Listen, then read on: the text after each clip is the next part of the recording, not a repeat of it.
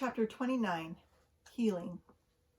Day 260 of my journey found me back in the hospital, although it was a different hospital than I had previously been to.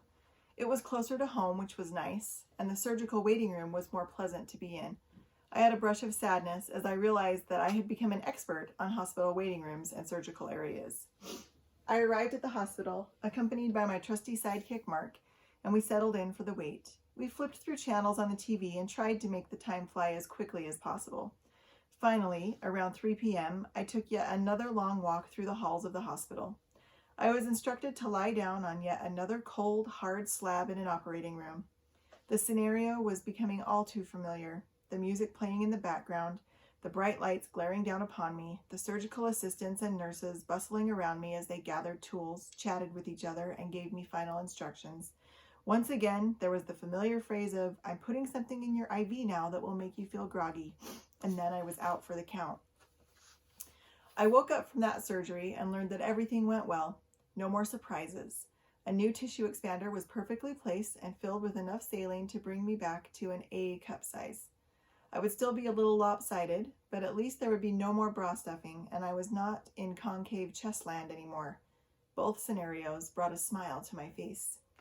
After spending some time in the recovery room, I was once again driven home by the love of my life, and just like all the previous drives home from surgeries, I don't remember a thing.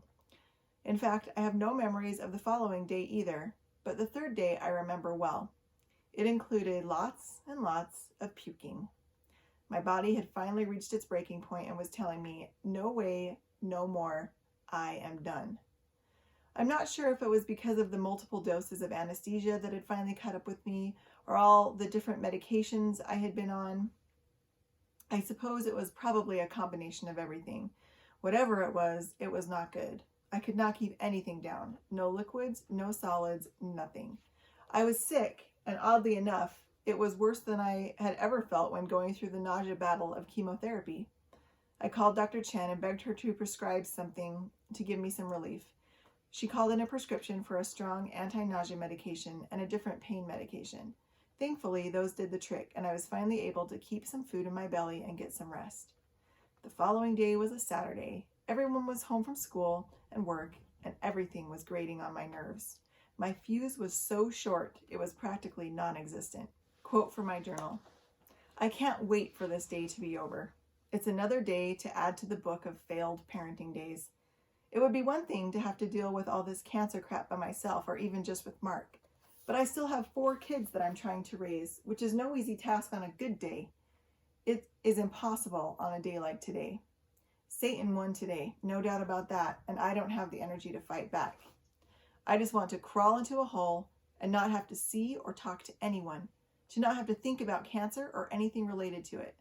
I also do not want to think or do anything that is related to being a parent. I am a failure today. Tomorrow will be better, but for today, I am a failure." End quote.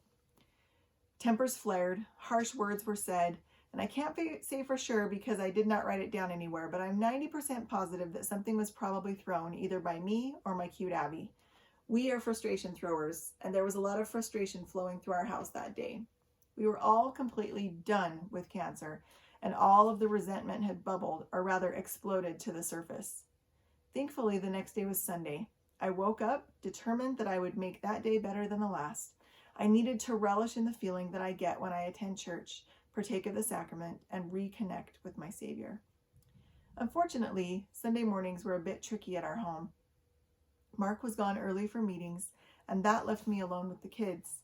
Under normal circumstances, that would not have been a problem, but I was still feeling twinges of grumpiness, and we were running a bit late. I just wanted to get to church on time and forget that the previous week had even happened.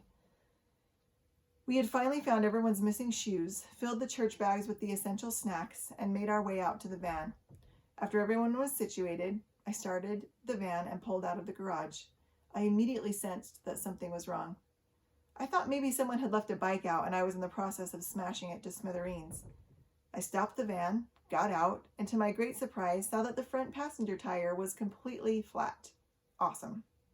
Add that to the plate. Throwing in the towel now. As I stared angrily at the tire, wondering what I was going to do, a car pulled up and my hero emerged.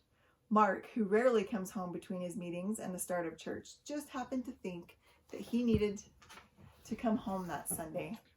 It was a sign to me that God was still there and that he was aware of my needs. Mark helped me get the van back in the garage and up on a jack. We decided to deal with it after church. We all piled into his car and away we went, a little disheveled, but ready to go to church and renew our spirits. One thing that I have failed to mention is how much of a role music has played throughout my life, especially during the dark hours of my battle with cancer. As I sat through my church meetings that day, there were 2 songs that we sang as a congregation that filled my grumpy soul with healing light and again confirmed to me that my Father in heaven was looking out for me. One song was Count Your Blessings.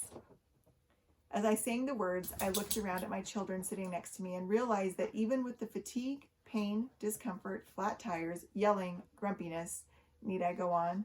I had 4 beautiful and healthy children. Then I looked up at Mark, who was sitting on the stand in front of the congregation, and I felt a flood of gratitude for him. He loved me, even when I was grouchy, grumpy, lopsided, and bald. My gaze then shifted to the people in our congregation. As I looked at them, my thoughts also went to my family and other friends who were not in that congregation. I had been blessed with so many wonderful people in my life. Gratitude filled my heart, and the grumpiness started to fade. The second song was Cast Thy Burden Upon the Lord. As we sang that, I truly felt my burden being lifted. My Savior was there with me. He was aware of the struggles that I had been through and the feelings that permeated my soul. He was gently whispering, "Let it go. I've got this. You don't need to carry the burden by yourself." Going to church that day did exactly what I hoped it would do. It renewed my broken spirit.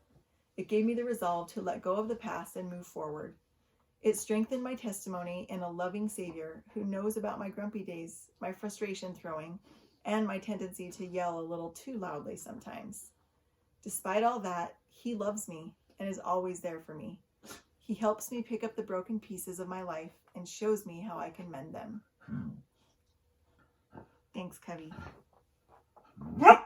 Yep. Okay. You've made your presence known. Thank you. Is that it?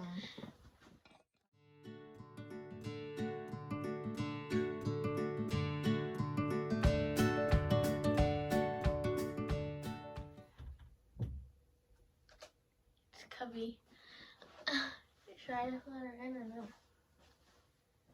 Sure.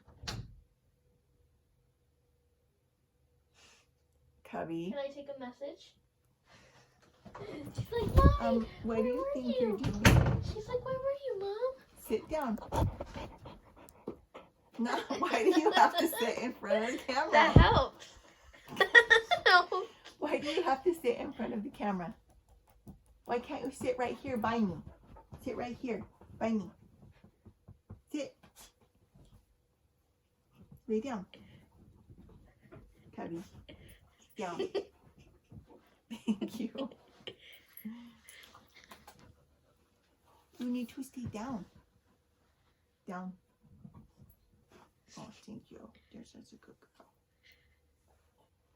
Going to church that day did exactly what I hoped it would do.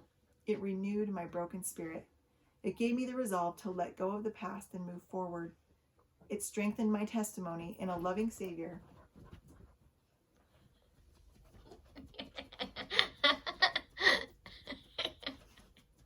There's a lot of breaks in it because of you, Cub. Excuse me.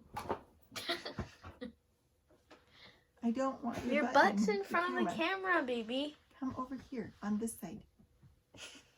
Cubby. Listen to your mother. Come here. What are you doing? Hey, you're ruining the shot. I don't want your butt in the